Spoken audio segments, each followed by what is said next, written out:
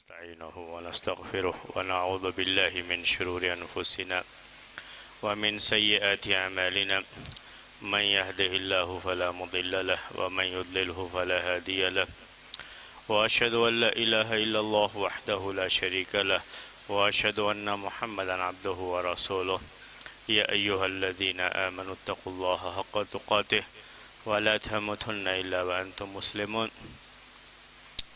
يا أيها الناس اتقوا ربكم الذي خلقكم من نفس واحدة وخلق منها زوجها وبث منهما رجالا كثيرا ونساء واتقوا الله الذي تساءلون به والأرحام إن الله كان عليكم رقيبا يا أيها الذين آمنوا اتقوا الله وقولوا قولا سديدا يصلح لكم أعمالكم ويغفر لكم ذنوبكم ومن يطع الله ورسوله فقد فاز فوزا عظيما أما بعد فإن خير الحديث كتاب الله وخير الهدي هدي محمد صلى الله عليه وسلم وشر الأمور محدثاتها وكل محدثة بدعة وكل بدعة ضلالة وكل ضلالة في النار.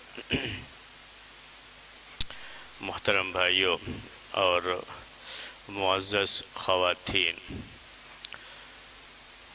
آج فقہ المیراث میں انشاءاللہ ترکے سے متعلق جو حقوق ہوتے ہیں ان کی شرح آپ کے سامنے کی جائے گی.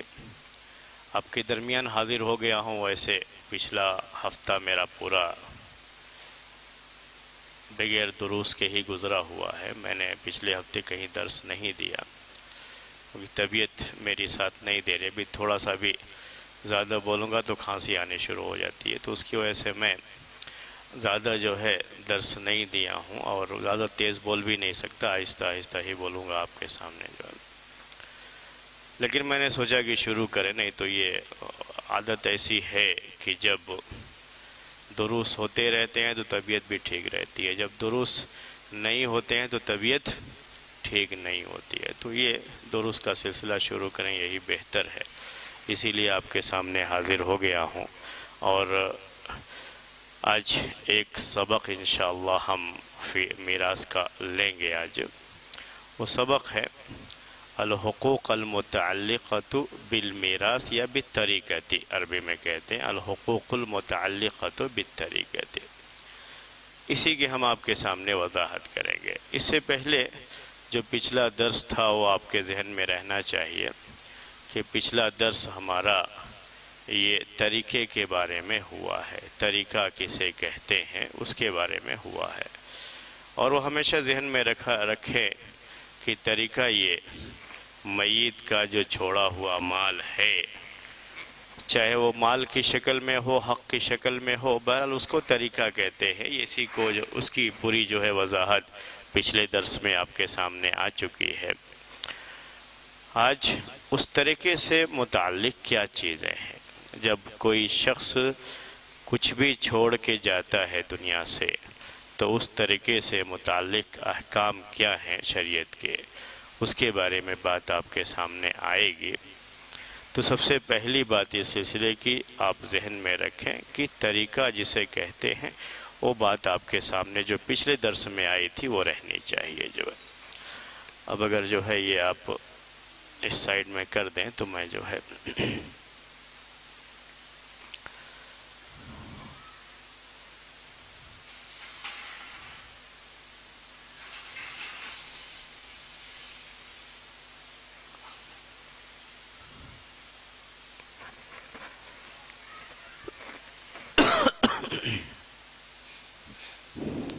تو آج کا ہمارا جو درس ہے وہ ہے الحقوق المتعلقۃ بعین الطریقۃ یا بالطریقۃ. عربی میں کہتے ہیں الحقوق المتعلقۃ بالطریقۃ.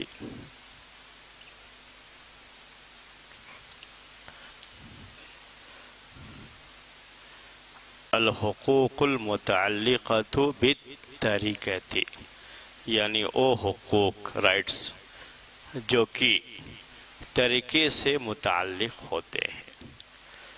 طریقہ کا مطلب صرف یہ نہیں ہوتا ہے کہ اس کو تقسیم کرنا ہے جو بھی اس کے وارثین ہیں جیسا ہم سمجھتے ہیں عام طریقے سے، ویسا نہیں ہے، بلکہ اس سے متعلق اور بھی چیزیں ہیں طریقے سے متعلق، اور جس ترتیب سے یہ فقہ حنبلی میں ہیں اسی ترتیب سے ہم آپ کے سامنے اسے رکھیں گے۔ یہ فقہ حنبلی کے لحاظ سے ترتیب ہے۔ یہ سب سے پہلے کہتے ہیں مؤونۃ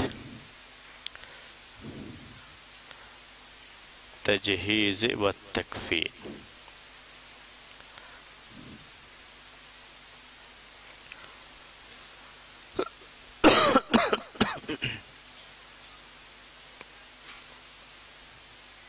جی بولیے۔ ہاں،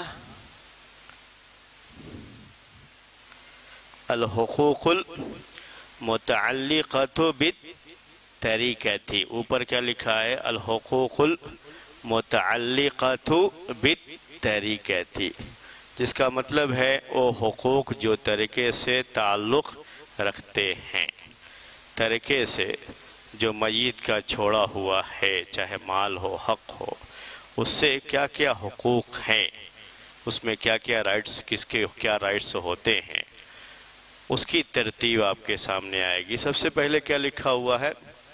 مؤون التجہیز والتکفین، عربی میں کہتے ہیں مؤون التجہیز والتکفین۔ اردو میں ہم اسے کہتے ہیں کہ میت کے کفن دفن کا پورا انتظام، میت کے کفن دفن کا پورا خرچہ، میت کے کفن دفن کا جو بھی خرچہ ہے یہ سب سے پہلے طریقے سے نکالا جائے گا۔ مرنے والے کے کفن دفن کا انتظام اس کے مال ہی سے ہوتا ہے، جو اس نے مال چھوڑا ہے اسی کے مال سے یہ انتظام ہوگا۔ تو سب سے پہلے اس کے چھوڑے ہوئے مال سے جو سب سے پہلا کام ہوگا وہ ہے اس کے کفن دفن کا انتظام۔ اس کو عربی میں کہتے ہیں مؤون التجہیز والتکفین۔ عربی میں اس لفظ کے معنی کیا ہوتے ہیں آپ کو بتاتا ہوں۔ مؤون اصل میں کہتے ہیں خرچے کو،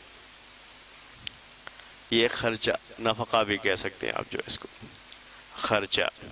تجہیز کہتے ہیں تیار کرنا، مرنے والے کو میت کو دفن کے لیے تیار کیا جائے، یہ تجہیز ہے۔ تکفین کفن پہنانا، یہ پورا لفظ استعمال کرتے ہیں عربی زبان میں، تو اس کا مقصد ہوتا ہے کہ میت کے پورے کفن دفن کا انتظام، جس میں میت کو نہلانا بھی شامل ہے اور اس کے کفن کا کپڑا بھی شامل ہے۔ ہاں، قبر کھودنے والے کی مزدوری بھی شامل ہے، جس نے قبر کھودی ہے وہ جو مزدوری لے گا وہ مزدوری بھی شامل ہے، اور اگر قبرستان والے اپنی کوئی فیس رکھتے ہیں تو قبرستان کی فیس بھی اس میں داخل ہوگی، وہ بھی اسی کے مال سے ادا کی جائے گی۔ اور اگر کہیں ڈیتھ سرٹیفکیٹ بنوانی پڑتی ہو تو ہاں وہ بھی اسی میں سے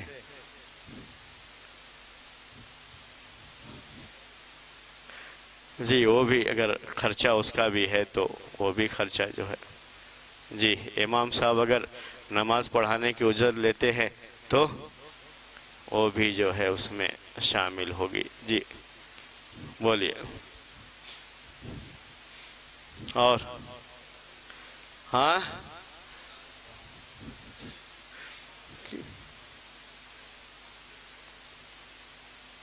ہاں، یہ تو الگ، وہ بعد میں وہ آئے گی چیز، وہ الگ۔ یہ کیا ہے؟ اس کے کفن دفن کا انتظام۔ وہ ہاسپٹل والی فیس آئے گی ابھی یہ کیا ہے؟ پہلے ہاسپٹل کی فیس سے پہلے کیا انتظام کرنا ہے؟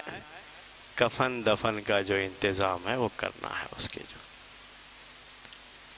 وہ ہاسپٹل کی فیس کا مسئلہ بعد میں آئے گا۔ ابھی کفن دفن میں کیا کیا چیزیں آتی ہیں وہ آپ کے ذہن میں آئے گا۔ عام طریقے سے لوگ خرچ کرتے ہیں لیکن اس کا خیال کم کرتے ہیں کہ خود میت کے مال سے یہ چیز ہو۔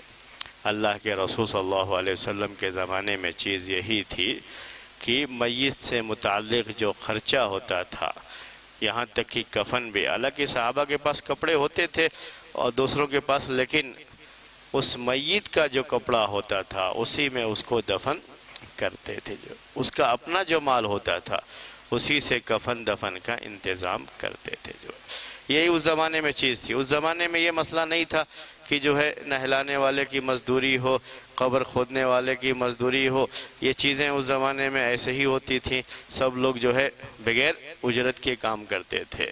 تو مسئلہ اصل کپڑے کا، کفن کے کپڑے کا آتا تھا۔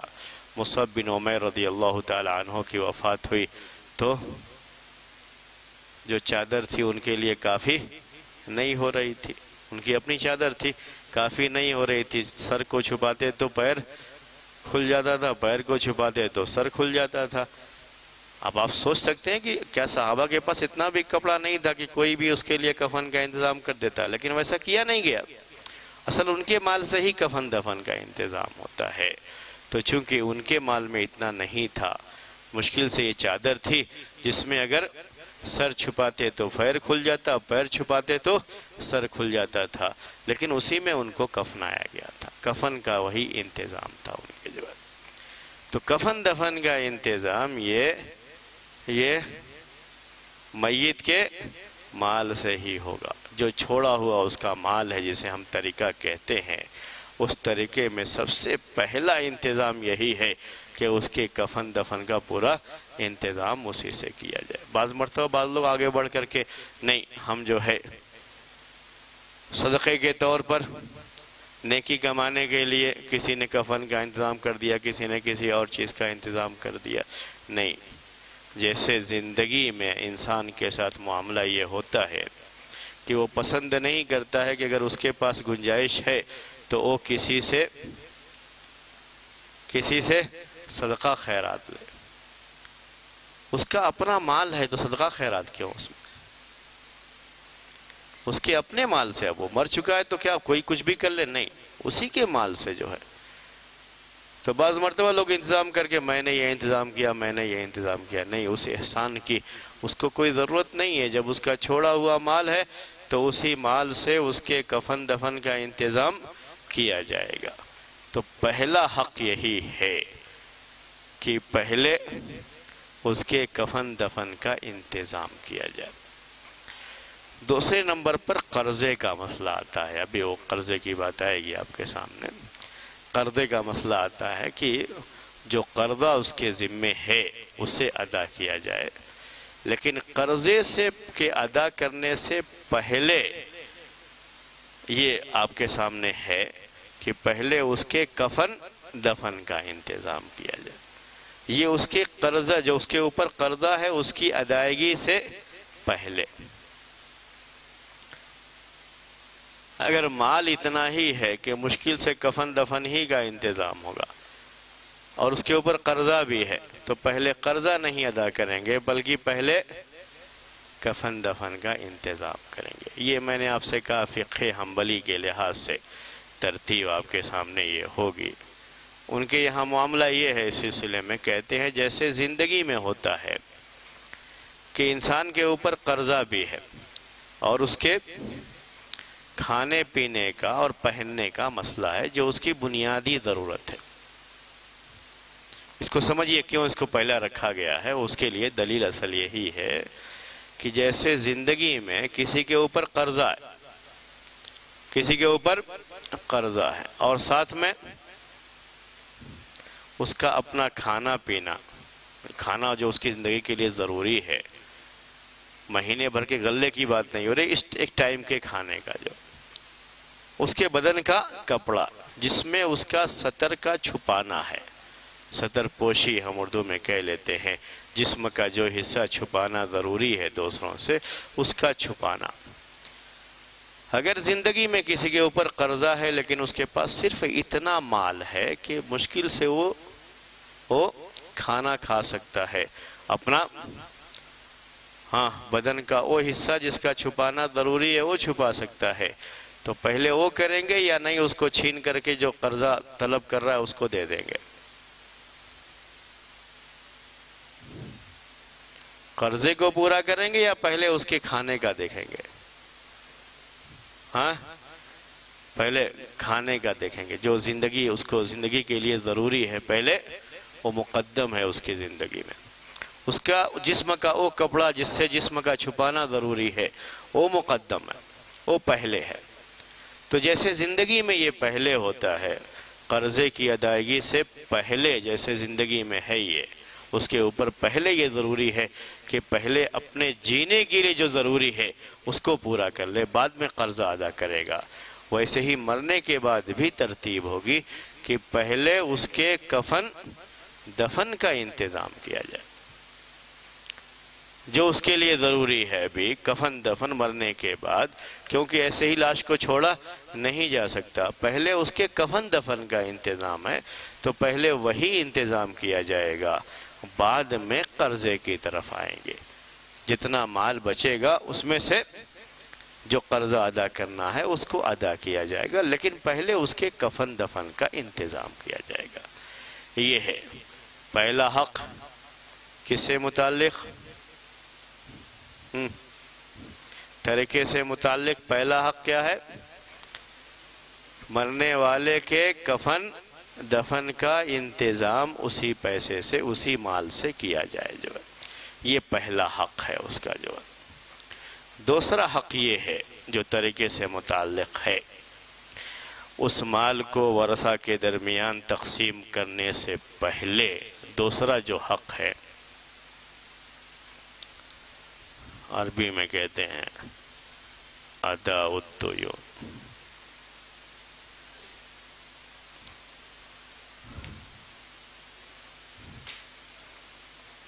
جو بھی میت کے اوپر قرضے ہیں، زندگی میں جو اس نے قرضہ لے رکھا ہے، اس قرضے کی ادائیگی، اس کے کفن دفن کے انتظام کے بعد جو مال باقی بچے گا اس میں سے پہلے اس کے قرضے ادا کیے جائیں گے.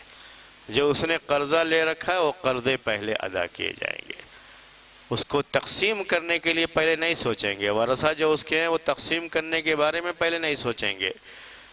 جیسے ہی تجہیز تکفین ہو گئی، یعنی اس کے کفن دفن کا پورا معاملہ ہو گیا، دفن کر کے واپس آ گئے، تو دفن کر کے واپس آنے کے بعد پہلے میت کے اوپر کیا قرضہ ہے اس قرضے کو میت کے مال سے ادا کیا جائے گا.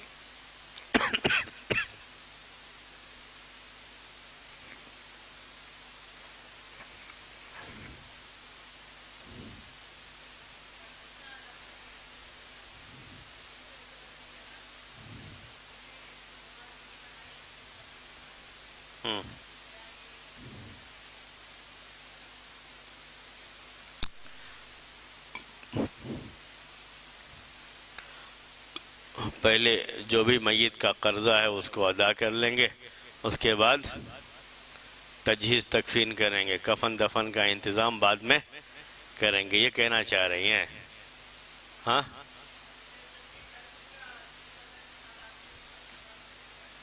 جی ہاں جی. اللہ کے رسول صلی اللہ علیہ وسلم نے جو کیا تھا وہ میں آپ کو بتا دیتا ہوں. وہ حدیث یہ ہے کہ جب کسی میت کو، شروع کی بات ہے، جب بیت المال میں اتنا مال نہیں تھا تو شروع میں یہ ہوتا تھا کہ جب کوئی میت لائے جاتا تو اللہ کے رسول صلی اللہ علیہ وسلم پوچھتے تھے کہ کیا اس کے اوپر کوئی قرضہ ہے. اگر کہتے کہ قرضہ ہے تو آپ کہتے آپ لوگ پڑھ لو، اور آپ نماز نہیں پڑھ. یہی نا حدیث کہہ رہی ہیں آپ؟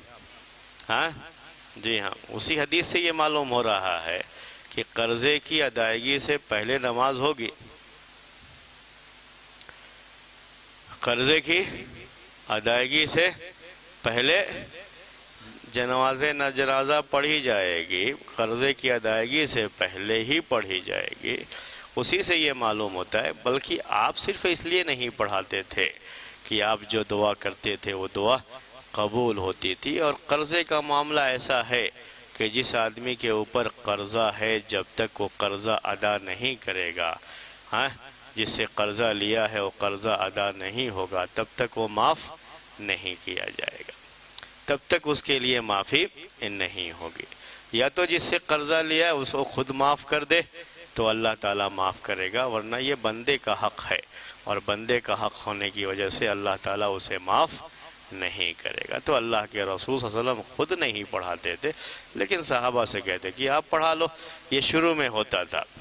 اگر کوئی صحابی اسی مجلس میں ذمہ لے لیتا تھا کہ آپ پڑھائیے، اس کا قرضہ میں ادا کر دوں گا، تو آپ آگے بڑھ کر کے پڑھاتے تھے؟ یہی حدیث ہے نہیں؟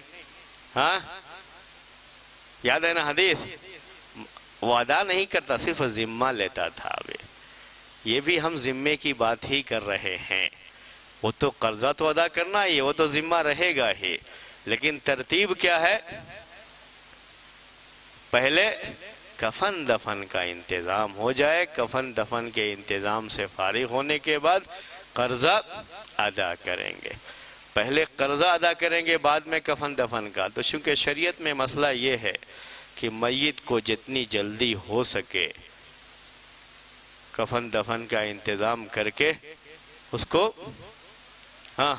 قبرستان میں دفنا دیا جائے، جتنی جلدی ہو سکے۔ اسرعوا بالجنازہ، وہ پہلے فقہ الجنائز میں تو باتیں یہ آ چکی ہیں آپ کے سامنے۔ پہلے دوسری چیزوں میں نہیں پڑھیں گے، میت کے مرنے کے بعد میت کے جو ہے تعلق سے دوسری چیزوں میں نہیں پڑھیں گے۔ پہلا کام یہی ہوتا ہے کہ اس کے لیے جلدی سے کفن دفن کا انتظام کریں، جتنی جلدی ہو سکے اس کے دفن سے فارغ ہو جائیں۔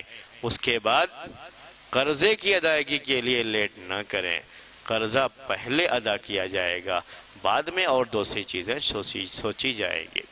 تو حدیث میں پہلے پوری کر دوں، وہ حدیث کیا ہے جو کہہ رہی تھی ہماری جو ہے بہن؟ وہ حدیث یہی ہے کہ اللہ کے رسول صلی اللہ علیہ وسلم، وہ پوری اس کی شرح کے لحاظ سے میں بات آپ کے سامنے کر رہا ہوں، کہ شروع میں ایسا ہوتا تھا کہ آپ پوچھ لیتے تھے کہ اس کے اوپر کوئی قرضہ تو نہیں۔ اگر قرضہ ہوتا تھا تو جب تک کوئی اس کے قرضے کی ادائیگی کے لیے ذمہ داری نہیں لے لیتا تھا، آپ جنازے کی نماز نہیں پڑھاتے تھے۔ جو بعد میں جب تھوڑی خوشحالی آ گئی اور بیت المال میں بھی مال ہوتا تھا، تو آپ خود اپنی طرف سے قرضے کی ادائیگی کی ذمہ داری، بیت المال سے ادا کرنے کی ذمہ داری لے کر کے آپ جنازے کی نماز پڑھا دیا کرتے تھے۔ بعد میں مسئلہ یہ ہو گیا تھا۔ جو تو ایک چیز ہے، یہ قرضے کی ادائیگی اگر نہیں ہوگی تو چاہے اللہ کے رسول صلی اللہ علیہ وسلم ہی دعا کریں، اس کی مغفرت نہیں ہوگی۔ قرضہ نہیں ہے یہ، چونکہ بندے کا حق ہے، اتنی اہم چیز ہے یہ، اس کو ہمیں ذہن میں رکھنی چاہیے، بات ہمیشہ ذہن میں رکھنا چاہیے یہ، اور لوگ اس کی طرف توجہ کم دیتے ہیں۔ پچھلے ہفتے میں نے آپ کے سامنے ایک بات یہ کہی تھی، ایک تاجر کے تعلق سے، تجارت کرنے والے کے تعلق سے، کہ باپ کے انتقال کے بعد بیوپاری جو مال دیا کرتا تھا، وہ اپنا پیمنٹ لینے کے لیے گیا تو کہا کہ جاؤ باپ سے ہی لے لینا جو ہے۔ تو یہ چیز ہے، حالانکہ وہ سب باپ کا ہی مال ہے، تو جو تجارت ہے وہ کس کی تھی؟ باپ کی تھی، بیٹا چلا رہا ہے۔ اس کو یہ سوچنا چاہیے کہ اس کی وجہ سے میرا باپ اپنی اگلی زندگی میں پریشان ہو، اس کو معاف نہیں کیا جائے گا۔ اسی لیے یہ چیزیں جاننا بہت ضروری ہے کہ پہلے کفن دفن کا انتظام ہوتے ہی کیا کرنا ہے؟ اس کے قرضے کی ادائیگی کرنی ہے، کیونکہ میت اس کی وجہ سے اپنی جو آخرت کی زندگی ہے اس میں پریشان ہوگا۔ ہم اسی لیے یہ بھی نصیحت کرتے ہوئے لوگوں کو کہتے ہیں کہ اپنے اوپر قرضے مت رکھو، اسی وجہ سے کہ آج کے اس زمانے میں اولاد کا بھی کوئی ٹھیک نہیں ہے، جو طریقہ تقسیم کرنے کے لیے تو بیٹھ جائے گی، لیکن قرضے کی ادائیگی کے بارے میں نہیں سوچے گی، یا سوچے کوئی ضروری نہیں ہے۔ کوئی کسی کے بارے میں نہیں جانتا ہے، کوئی بھی آدمی اپنے بارے میں نہیں جانتا ہے کہ کب کیا معاملہ ہو جائے اس کے ساتھ جو ہے۔ اگر کوئی ایسی چیز ہو تو اسے لکھ کر کے بھی رکھنا چاہیے کہ میرے اوپر فلاں کا اتنا قرضہ ہے، اور پہلے اسے ادا کیا جائے، جو ہے قرضے کی ادائیگی پہلے ہو جائے۔ ترکے سے متعلق یہ چیز ہے، یہ بھی ذہن میں رکھیے، یہ میت کے اوپر کوئی احسان نہیں ہوتا ہے، میت کے اوپر کوئی احسان نہیں۔ جب اس کا اپنا مال ہے چھوڑا ہوا تو کوئی اور کیوں قرضہ ادا کرے گا؟ جب اس کا مال ہے تو اسی کے مال میں سے اس کا قرضہ ادا کر دیا جائے گا۔ اور یہ ضروری ہے، طریقہ تقسیم کرنے سے پہلے یہ ضروری ہے کہ اس کا قرضہ پہلے ادا کر دیا جائے۔ یہ قرضہ 3 طرح کا ہوتا ہے، اسی لیے حنابلہ اصل قرضے کو 2 میں تقسیم کرتے ہیں، تو ان کے یہاں طریقے سے جو حقوق متعلق ہوتے ہیں وہ 5 ہوتے ہیں۔ دوسرے لوگوں نے قرضوں کو الگ الگ تقسیم نہیں کیا ہے، تو ان کے یہاں 4 ہی ہوتے ہیں۔ تو میں قرضے کو تقسیم کروں گا اب، لیکن ترتیب کے لحاظ سے حق کتنے رکھیں گے؟ 4 ہی رکھیں گے، لیکن ہم قرضے کو بتائیں گے آپ کو کہ قرضے یہ 3 طرح کے ہوتے ہیں۔ کسی بھی انسان کے اوپر جو قرضہ ہوتا ہے، جو اسے ادا کرنا ہے، وہ کتنی طرح کا ہے؟ 3 طرح کا ہوتا ہے۔ تو پہلی قسم قرضے کی وہ ہے جو میت کے چھوڑے ہوئے مال سے تعلق رکھتا ہے۔ میت کا جو طریقہ ہے اس سے وہ جڑا ہوا ہے، اس سے وہ کنیکٹڈ ہے۔ ایسا قرضہ ہے جس کا کنیکشن کس سے ہے؟ میت کے مال سے جڑا ہوا ہے۔ کیسے جڑا ہوا ہے آپ کو وہ بتا دے رہے ہیں۔ جیسے میت نے کہیں سے قرضہ لیا کسی شخص کے پاس سے، اور اپنا مال اس کے یہاں گروی رکھ دیا، رہن رکھ دیا، ماٹی گیس جسے بولتے ہیں، رہن عربی میں جو ہے وہ ذہن میں رکھیے۔ پیسہ لیا قرضہ، جیسے مال 10,000 پیسے کی ضرورت تھی، وہ گیا قرضہ اسے مانگا، لیکن اس نے کہا کہ آپ دیں گے نہیں دیں گے اس کی کوئی گارنٹی چاہیے مجھے۔ یہ سیکورٹی ہے اصل میں۔ رہن کس کو کہتے ہیں؟ یہ سیکورٹی ہے ایک طرح سے کہ آپ قرضہ ہمارا واپس کریں گے۔ تو کہا ہمارے پاس کچھ رکھ کر کے جائیے۔ میں سود والی بات نہیں کر رہا ہوں، جو آج کل جو ہے سود والے کرتے ہیں وہ بات نہیں کر رہا ہوں میں، یہ عام اس میں بھی ہے۔ اللہ کے رسول صلی اللہ علیہ وسلم جب آپ کی وفات ہوئی تو آپ کی جو زرہیں تھیں جو جنگ کے میدان میں کام آتی تھیں، یہ اس زمانے کی وہ پہنتے تھے، جو ہے اس کو جسم پر تلوار وغیرہ کی یا جو ہے وہ نیزے وغیرہ جو ہوتے تھے اس سے بچنے کے لیے، اس کی مار سے بچنے کے لیے تو زرہیں وغیرہ پہنتے تھے اس زمانے میں۔ وہ جنگ کے میدان میں کام آنے والی چیزیں تھیں، تو کہا جاتا ہے کہ جو آپ کے ہتھیار تھے، آپ کی زرہیں تھیں، آپ نے اسے رہن میں رکھ کر کے جو اپنے گھر والوں کے لیے قرضے میں لیا تھا جو ہے۔ تو یہ ایک قرضہ ہوتا ہے کہ جس قرضے کے بدلے میں کیا رکھا ہوا ہے؟ ہاں، رہن، سیکورٹی کے طور پر مال رکھا ہوا ہے، سیکورٹی کے طور پر مال رکھا ہوا ہے۔ ایسا قرضہ جس کے بدلے میں سیکورٹی کے طور پر مال رکھا ہوا ہے۔ کچھ اور چیزیں بھی اس زمانے میں ہوتی تھیں، جو آج کل جو غلاموں کا دور تھا تو چیزیں ہوتی تھیں کچھ اور بھی جو ہے، لیکن آج کل وہ چیزیں جو ہے نہیں ہوتی چونکہ غلاموں کا دور نہیں ہے۔ تو سمجھانے کے لیے میں نے آپ کو یہ بات کہہ دی۔ مزید سمجھنا ہو اس کو تو اس مثال میں دیکھ لیجئے۔ تھوڑی دیر کے لیے مان لیجئے کہ کوئی آدمی راشد ہے، اس کا انتقال ہو گیا ہے۔ مرنے والا کون ہے؟ راشد ہے، اس کا انتقال ہوا ہے۔ اب اس کے طریقے کو تقسیم کرنا ہے، تو سب سے پہلے ہمارا کام کیا ہوگا؟ ہاں، اس کے مال میں سے اس کے کفن دفن کا انتظام کر دیں گے۔ دوسرے نمبر پر اب قرضہ ادا کرنا ہے۔ جب قرضے کے لیے معلوم کرنے گئے تو معلوم ہوا کہ راشد نے بکر سے قرضہ لیا تھا 10,000 روپے۔ یہ رقم کس کی ہے؟ قرضے کی ہے، جو 10,000 روپے قرضہ لیا تھا، اور اس قرضے کے بدلے میں راشد نے بکر کے پاس سیکورٹی کے طور پر زیور رکھا ہے جو سونے کا ہار ہے۔ آیا سمجھ میں؟ تو یہ سونے کا جو ہار ہے کس کے پاس ہے؟ ابھی بکر کے پاس ہے۔ کس کے بدلے میں ہے؟ اس 10,000 روپے کے بدلے میں ہے جو کہ میت نے، راشد نے قرضے میں لیا تھا۔ پہلے اس کو ادا کریں گے. اب یہ جو قرضے بھی ادا کرنا ہے، پہلے کون سے قرضے ادا کریں گے؟ وہ قرضے جو ترکے سے تعلق رکھتے ہیں. تو یہ قرضہ ترکے سے تعلق رکھتا ہے. یہ زیور، یہ ہار، یہ کس میں داخل ہے؟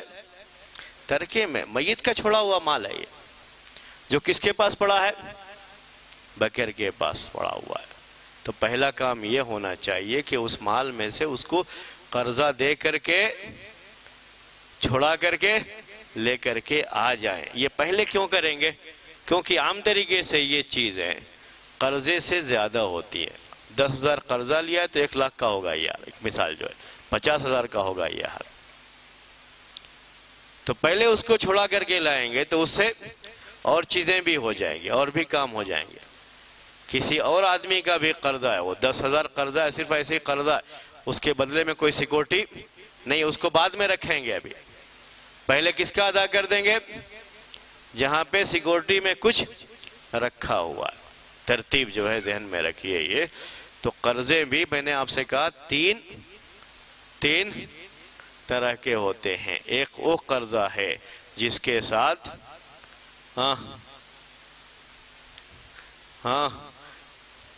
رہن میں کچھ رکھا ہوا ہے، سیکورٹی کے طور پر کچھ مال رکھا ہوا. جب تک یہ قرضہ ادا نہیں کریں گے وہ مال نہیں ملے گا. تو اس کو حاصل کرنے کے لیے پہلے یہ قرضہ ادا کرنا پڑے گا. جب ادا کر دیں گے تو یہ ہار کس میں ہے؟ طریقے میں ہے، وہ آ جائے گا ہار. تو اس 10,000 سے زیادہ آ جائے گا. ابھی جو ہے مال جو ہے عام طریقے سے ہم نے کہا سیکورٹی میں زیادہ ہی طلب کرتے ہیں لوگ، جو تاکہ اگر نہ ادا کرے تو بعد میں اس کو بیچ کر کے وہ اپنا پیسہ اس سے لے سکتے ہیں. اسی کو رہن کہا جاتا ہے عربی زبان میں. یہ شکل ہے. تو قرضہ ہم نے آپ سے کہا کتنی طرح کا ہے؟ 3 طرح کا ہوتا ہے. پہلا جو ترکے سے متعلق ہے، ترکے کے کسی سامان سے متعلق ہے وہ قرضہ، کہ اس کے بدلے میں کچھ مال رکھا ہوا ہے. دوسرا قرضہ ہے اس کے بدلے میں کوئی مال نہیں رکھا ہوا ہے. اس کو کہتے ہیں عام قرضہ. کسی سے 10,000 روپے لے رکھا ہے لیکن بدلے میں اس کو کچھ دیا، بدلہ نے سیکورٹی کے طور پر اس کو کچھ دیا نہیں ہے. یہ عام قرضہ ہوتا ہے، اس کو کہتے ہیں. اس کے بعد وہ قرضہ ادا کیا جائے گا. ترتیب ایسے ہی رہے گی ادا کرنے میں. سب سے پہلے کفن دفن کا انتظام کریں گے. اس کے بعد قرضہ ادا کرنے کے لیے آئیں گے تو سب سے پہلے وہ قرضے جس کے سیکورٹی کے طور پر جس میں کچھ مال رکھا ہوا ہے، کوئی چیز رکھی ہوئی ہے، اسے واپس لائیں گے وہ قرضہ ادا کر کے. کبھی زمین جائیداد کے کاغذات بھی ہوتے ہیں سیکورٹی کے طور پر. ہوتے ہیں نہیں؟ آج کل تو یہ بہت زیادہ ہے.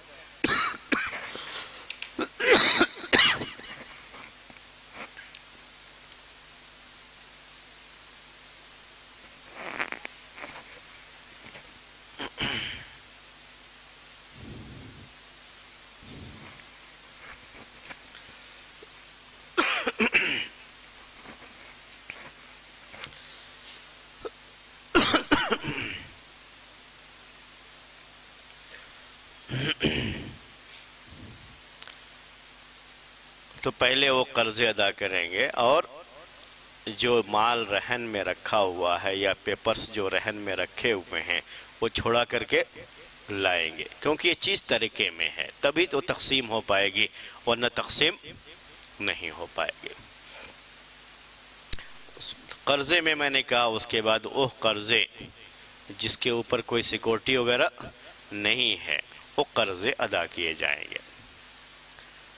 تیسرے نمبر پر وہ قرضے ہیں جو اللہ کے حق سے متعلق ہیں. اللہ کے حق سے متعلق ہیں. یہ سب کی سب قرضے کی قسمیں بتا رہا ہوں آپ کو. کسی انسان سے کوئی قرضہ نہیں لیا ہے بلکہ یہ قرضہ اس کے اوپر کس کا ہے؟ اللہ کا ہے. اللہ تعالیٰ کا بھی قرضہ ہوتا ہے. ہاں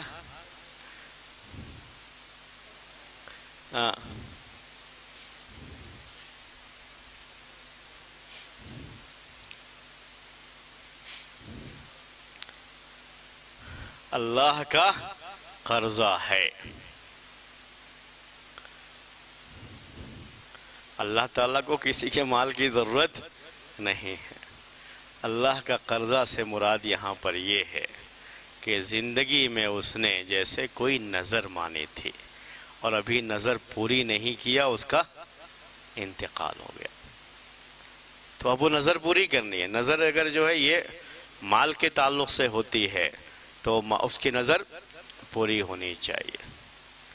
آپ نے حدیث سنی ہوگی کہ ایک خاتون نے آ کر کے کہا کہ میری امی کا انتقال ہو گیا، انہوں نے نظر مانی تھی کہ وہ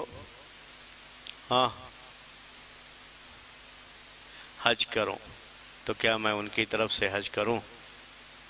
تو آپ نے کہا اگر تمہاری امی کے اوپر قرضہ ہوتا تو کیا تم اس قرضے کو پورا نہیں کرتی، ادا نہیں کرتی؟ کیوں نہیں ادا کرتی؟ تو کہا کہ اللہ کا قرضہ فدین اللہ احق ان یقضى، یہ اس حدیث میں الفاظ ہے۔ اللہ کا قرضہ یہ زیادہ مستحق ہے کہ اسے ادا کیا جائے۔ نظر مانی ہے اور نظر پوری کرنے سے پہلے انتقال ہو گیا ہے، اور اس نظر کے پورے کرنے میں کیا خرچ ہوگا؟ مال خرچ ہوگا، تو اسی کے مال میں سے، اسی کے طریقے میں سے وہ دے کر کے نظر پوری کرائی جائے گی۔ جو کفارہ اگر اس کے اوپر کوئی رہ گیا ہے، یہ بھی اللہ کے حق میں سے، جو قرضہ کیا ہے؟ اللہ کے حق میں سے کوئی بھی کفارہ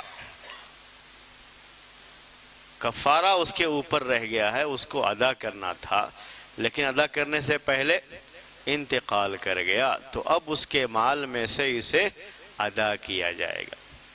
یہ بھی قرضہ ہے اس کے اوپر، اگرچہ کہ کوئی انسان طلب کرنے والا نہیں ہے اس میں، لیکن یہ اس کے اوپر قرضہ ہے۔ اس کے جو وارثین ہیں ان کو چاہیے، ان کے اوپر ضروری ہے کہ پہلے مال اپنے درمیان تقسیم کرنے سے پہلے مرنے والے کا یہ قرضہ جو اللہ کے حق سے تعلق رکھتا ہے اس کو ادا کر دیں، جو بھی کفارہ ہے اس کو ادا کر دیں۔ جو اگر میت کے اوپر مسکین کو کھانا کھلانا رہ گیا تھا، ایک آدمی بیمار چلا آ رہا تھا پہلے سے، رمضان کے مہینے میں بھی بیمار ہی تھا، اور وہ ہر روز ایک مسکین کو کھانا کھلانا، لیکن کھلایا نہیں تھا ابھی، چونکہ یہ بعد میں بھی کھلا سکتے ہیں، رمضان پورا گزرنے کے بعد ایک دن جو ہے پورے 30 مسکین کو بھی کھلا سکتے ہیں، جائز ہے، یہ صحیح ہے۔ اس نے کھلایا نہیں اور رمضان کے بعد ہی اس کا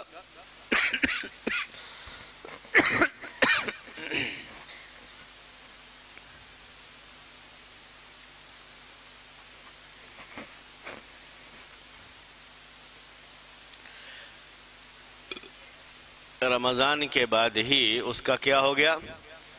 انتقال۔ ابھی کھلانا باقی ہے، کس کے مال میں سے کھلائیں گے؟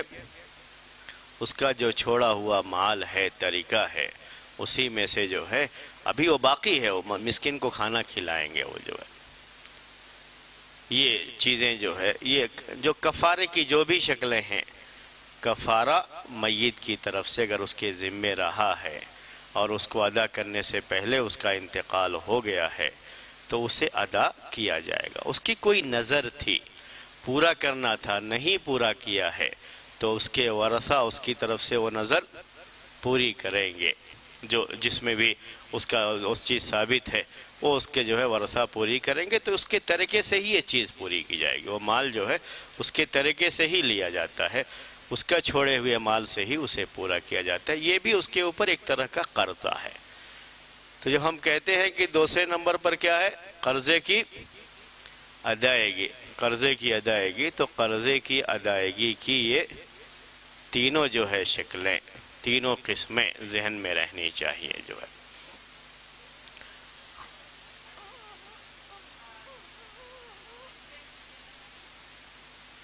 جی یا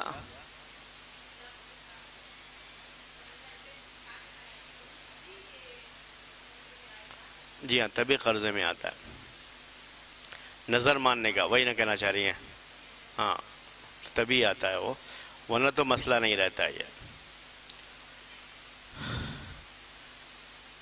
زکوٰۃ بھی اگر اس کے مال میں واجب ہو گئی تھی، سال سال پہ زکوٰۃ واجب ہوتی ہے، زکوٰۃ واجب ہو گئی تھی، ابھی زکوٰۃ اسے ادا کرنا تھا، لیکن زکوٰۃ ادا کرنے سے پہلے ہی اس کا انتقال ہو گیا، تو ابھی بھی اس مال کی وہ زکوٰۃ باقی ہے، اس کے ورثہ کو، یہ اللہ کا حق ہے جو اللہ کے بندوں میں ہی تقسیم ہوگی، یہ زکوٰۃ جو ہے یہ مال تقسیم ہوگا، اس کے ورثہ کو چاہیے کہ اس مال میں سے وہ زکوٰۃ بھی نکالیں، جو چونکہ سال پورا ہو چکا تھا، اور یہ حق ہے، مال کے اوپر یہ چیز ہوتی ہے، اسی لیے مرنے کے بعد بھی جب تک اس کو نکال نہیں دیا جائے گا تب تک وہ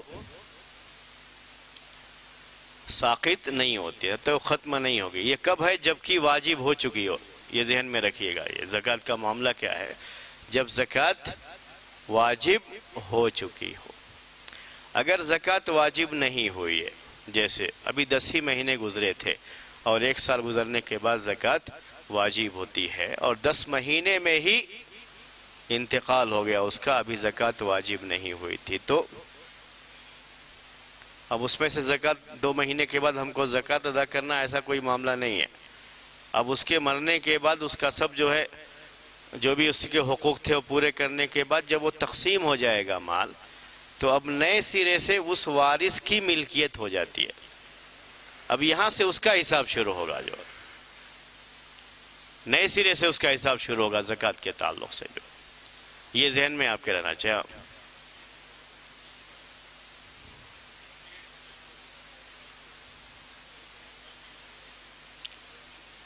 نہیں فرض نہیں، میں اسی لیے کہا کہ روزہ فرض کی میں نے بات نہیں کی تھی۔ ایسا آدمی جو روزہ نہیں رکھتا ہے بلکہ روزے کے بدلے میں مسکین کو کھانا کھلانا، میں نے اس آدمی کی بات نہیں کہی تھی جو وقتی طور پر بیمار پڑ گیا، وہ بعد میں روزہ رکھنے والا تھا لیکن وقت آنے سے پہلے ہی اس کا انتقال ہو گیا، اسی بیماری میں ہو گیا، تو وہ الگ مسئلہ آتا ہے۔ میں اس لیے اس میں نے مثال میں اس کی وضاحت کر دی تھی کہ جو ہر روز کے بدلے ایک مسکین کو کھانا کھلاتا تھا، اس کے اوپر وہ چیز تھی، کیونکہ وہ بعد میں روزہ نہیں رکھ سکتا، وہ عمر کے اس مرحلے میں ہے جو بعد میں روزہ رکھنے کے قابل نہیں ہوتا، یا بیماری ایسی بیماری تھی کہ بعد میں روزہ نہیں رکھ سکتا، تو ایسے لوگوں کے لیے ہر روز کے بدلے ایک مسکین کو کھانا کھلا دیں گے، اور اس نے ابھی کھلایا نہیں تھا، انتقال ہو گیا، کفارہ یہ باقی ہے اس کے اوپر، اور اس کو اس کے مال میں سے ادا کیا جائے گا۔ کتنی چیزیں ہو گئیں آپ کے سامنے جو آئیں ابھی تک یاد رکھنے کے لیے؟ سب سے پہلے کفن دفن کا انتظام کیا جائے گا، اس کے کفن دفن کا انتظام کیا جائے گا اسی کے مال میں سے۔ دوسرے نمبر پر جو قرضہ ہے اس کے اوپر، اس کے قرضے کو ادا کیا جائے گا۔ وہ قرضے کے لیے میں نے آپ کے سامنے پوری تفصیل بیان کی، اس کی کتنی قسمیں ہیں؟ 3 قسمیں ہیں، تینوں طرح کا قرضہ یہ پہلے ادا کیا جائے گا۔ وہ قرضے پہلے ادا کیے جائیں گے جو ترکے سے تعلق رکھتے ہیں، یعنی ترکے کی کوئی بھی چیز، میت کا کوئی بھی مال اس قرضے کے بدلے میں جو قرض دینے والا ہے اس کے یہاں رکھا ہوا ہے، گروی رکھا ہوا ہے، رہن میں رکھا ہوا ہے، پہلے اس کو چھڑا کر کے لائیں گے، اس کو دے کر کے، اس کے بعد جو عام قرضے ہیں لوگوں کے وہ ادا کیے جائیں گے، اور اللہ کے حق سے متعلق کوئی قرضہ اگر رہ گیا ہے اس کے اوپر، کفارے کا ہو یا زکوٰۃ ادا کرنے کے تعلق سے ہو یا نظر پوری کرنے کے تعلق سے ہو، جہاں مال کا خرچہ ہے تو پہلے اس کے مال سے اس کو ادا کیا جائے گا۔ اس کے بعد تیسرے نمبر پہ ہم نے آپ سے کہا تھا کہ یہ جو قرضے ہیں اس کو حنابلہ 2 حصوں میں تقسیم کرتے ہیں، جس کی وجہ سے ان کے یہاں یہ ترتیب 5 ہوتی ہے، لیکن جو ہم بیان کریں گے اس میں یہ 4 ہی ہوگی۔ جو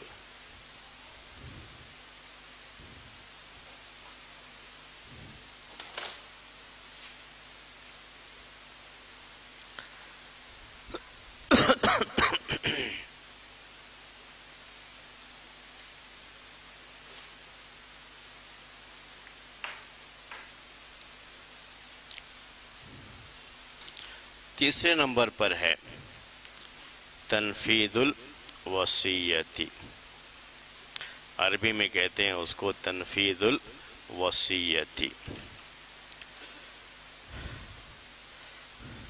यानी वसीयत को नाफिज करना। जो वसीयत किया है मरने वाले ने, उसकी वसीयत को पूरा किया जाएगा। कर्ज़ों को अदा करने के बाद वसीयत को पूरा किया जाएगा। जो भी वसीयत करके गया है उसके माल में से उस वसीयत को पूरा किया जाएगा।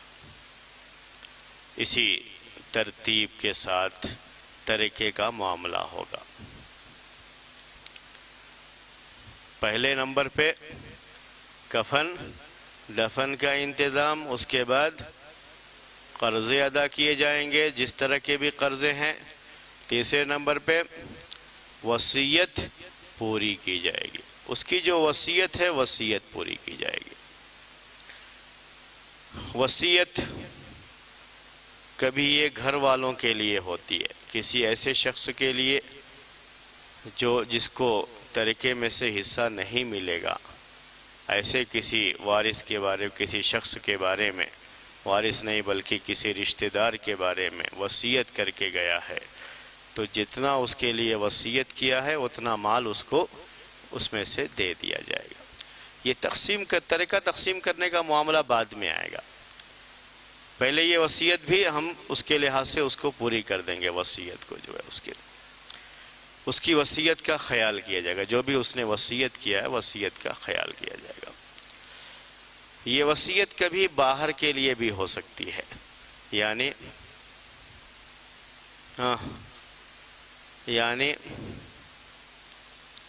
बाहर के लिए वसीयत,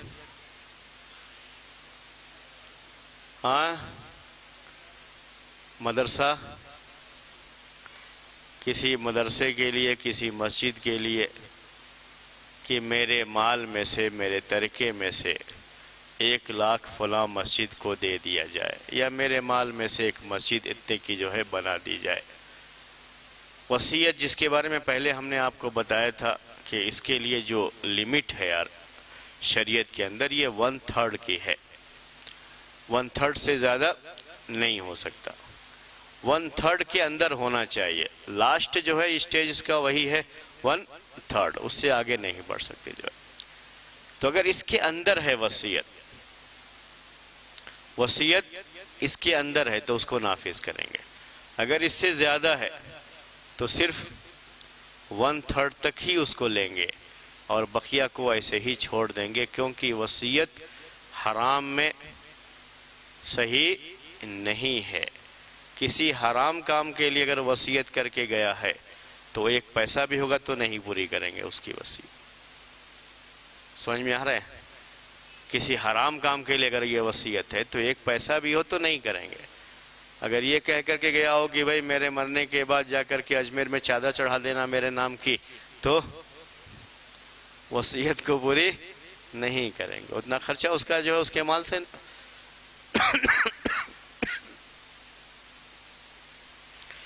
तो ये वसीयत पूरी नहीं करेंगे। किसी भी इसकी हराम जो है, किसी भी जो है हराम काम के लिए जायज़ नहीं है, उस वसीयत को पूरी नहीं करेंगे। किसी बिदअत के लिए वसीयत करके गया, जैसे अभी आजकल मरने के बाद 40वां और पता नहीं क्या क्या जो है चीज़ें होती हैं, ऐसे किसी भी बिदअत के काम के लिए कि मेरे मरने के बाद मेरे माल में से इतना ये जो है किया जाए, तो जितने भी गैर शरई काम हैं उसमें उसकी वसीयत को पूरी नहीं करेंगे, वसीयत नाफिज नहीं करेंगे। लेकिन जो जायज़ है, जायज़ में हमने कहा कि 1/3 तक वो उसको गुंजाइश है बस। अगर 1/3 से ज़्यादा कर दिया है तब भी 1/3 ही तक उसको करेंगे। उसके बाद का जो है वो चूँकि जायज़ नहीं है, सही नहीं है, तो उसे भी छोड़ देंगे, उसे भी नाफिज नहीं करेंगे। जैसे मिसाल दे रहा हूँ आपको, किसी शख्स ने कहा कि मेरे मरने के बाद अपने बच्चों से इतना नाराज़ हो गया, मरने के वक्त में बच्चों ने खिदमत नहीं किया, वैसे ही छोड़ दिया, तो कि कहा कि जो बच्चे मेरे काम नहीं आए तो मेरा पैसा क्यों इनको जाएगा, मेरी दौलत क्यों इनको जाएगी, کہا کہ پورا کے پورا پیسہ فلاں مدرسے کو، پوری جائیداد میری فلاں مدرسے کے نام سے جو ہے، تو یہ نافذ نہیں کریں گے۔ کتنا حق ہے اس کو؟ صرف 1/3 جو ہے، وہیں تک اس کی وصیت صحیح ہے، تو 1/3 تک تو دے دیں گے، بقیہ جو ہے اس میں اس کی وصیت کو نافذ نہیں کریں گے۔ جو اللہ کے رسول صلی اللہ علیہ وسلم اسی لیے کہتے تھے صحابہ کو نصیحت کرتے ہوئے کہ جب تک تمہارے اندر جینے کی امنگ ہے، خواہش ہے، مال کی بھی مال جمع کرنے کی خواہش جب انسان کے اندر ہوتی ہے، اس وقت اپنے مال کو اللہ کے راستے میں خرچ کرو، یہ صدقہ اللہ تعالیٰ کو بہت پسند ہے۔ یہ نہیں کہ جب مرنے کا ٹائم آ گیا تو ٹھیک ہے اتنا مال جو ہے مدرسے کو، اتنا مال فلاں کو، جو ارے اب یہ مال تو جائے گا ہی دوسروں کو، اب کیا اس کے بارے میں سوچ رہا؟ پہلے سب کچھ اپنے بچوں کو سوچتے رہے، ان کے مستقبل اور ان کے فیوچر کے بارے میں سوچتے رہے، کبھی اپنے فیوچر کے بارے میں نہیں سوچا کہ میرا فیوچر کیا ہوگا، جو میرا معاملہ کیا ہوگا، جو کبھی نہیں سوچا اس کے بارے میں۔ اب جب مرنے کا ٹائم آیا بچوں نے کچھ بھی خیال نہیں کیا تو کیا کہہ رہا ہے؟ پورا مال فلاں مدرسے کو۔ نہیں، شریعت اس کی اجازت نہیں دیتی ہے۔ اب آپ اپنی اولاد کو مال کے ساتھ چھوڑ کر کے جاؤ، یہ بہتر ہے اس سے کہ وہ غریب مسکین لوگوں کے سامنے ہاتھ پھیلائیں، بھیک مانگیں، اس سے بہتر ہے کہ آپ اپنا مال ان کے لیے چھوڑ کر کے جاؤ۔ پورا مال وصیت کرنے کی گنجائش نہیں ہے۔ اگر پورے کی کر دیا ہے، علم نہیں ہوتا، لوگ غصے میں کہہ دیتے ہیں، کچھ بھی کر دیتے ہیں، جو ایسا کچھ کر دیا ہے تب بھی یہ وصیت صرف 1/3 تک ہی نافذ کی جائے گی، اس سے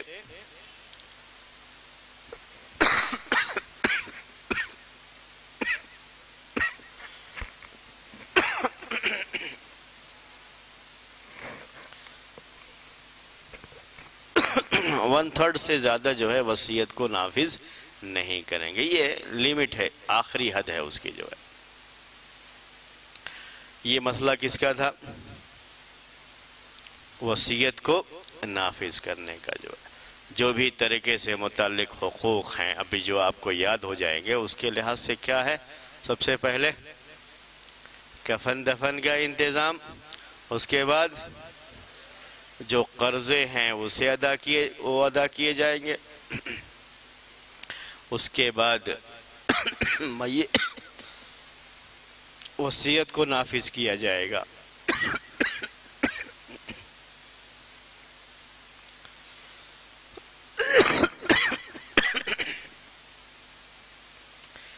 وصیت کو نافذ کرنے کے بعد مسئلہ آئے گا ترکے کی تقسیم کا، وہ چوتھے نمبر پر ہے، وہ لاسٹ اسٹیج ہے جس کو ہم آگے پڑھیں گے جو ہے۔ لیکن پہلے اس سے پہلے کتنے اسٹیج ہیں؟ یہ تین اسٹیج میں جہاں میراث کا ذکر کیا اللہ تعالیٰ نے قرآن میں، وہاں پر وصیت اور قرضے کا، جس کو عربی میں دین کا،